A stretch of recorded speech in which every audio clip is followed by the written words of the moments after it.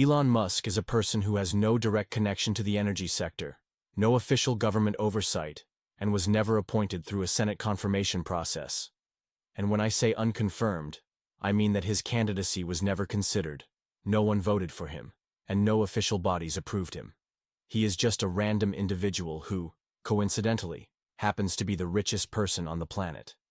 Nevertheless, Donald Trump selected him to lead a structure that, strictly speaking, does not even officially exist.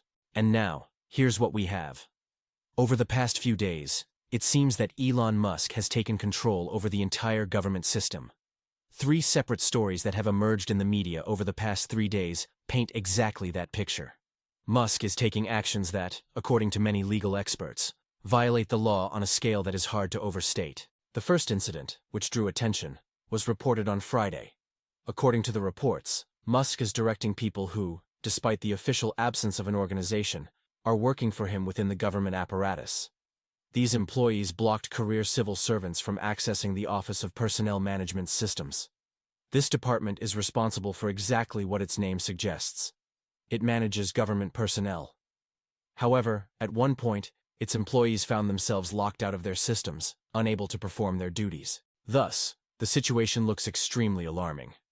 A person who has not undergone any formal approval process is now managing government resources and implementing decisions without any oversight from legislative institutions. This raises many questions about the legality of these actions and what consequences they may bring in the future. Saying that Elon Musk is unintelligent might not be entirely accurate. Of course, you may call him a genius if you wish, but in reality, he is far from it. He lacks deep knowledge of what his companies actually do. He does not possess the technical expertise that would justify his cult status. Musk does not design cars, does not develop rockets, and does not personally build them. The companies now associated with his name existed long before he acquired them. He was not even involved in their founding. And now, let's recall what happened when he bought Twitter. We all saw it, right? A wave of chaos, system failures, bizarre technical glitches, mass layoffs of employees. There were reports of various malfunctions, numerous technical errors flooded the platform.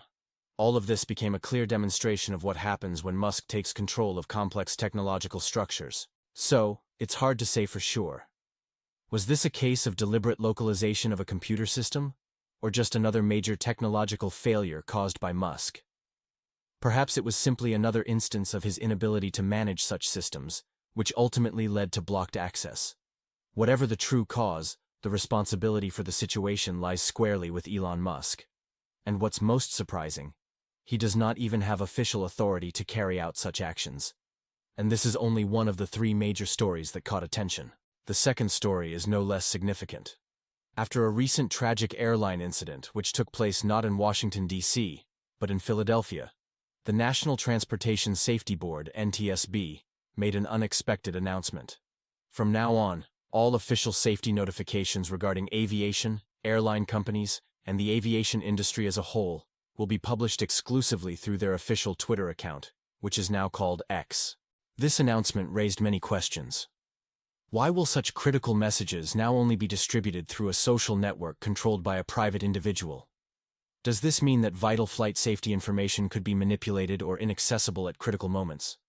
Perhaps the authorities expect more aviation incidents and have decided that the best way to spread information is through this platform. But how safe and justified is this? The question remains open.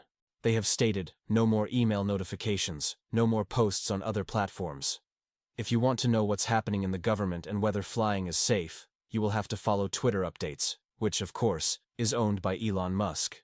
Clearly, this decision will be challenged in court.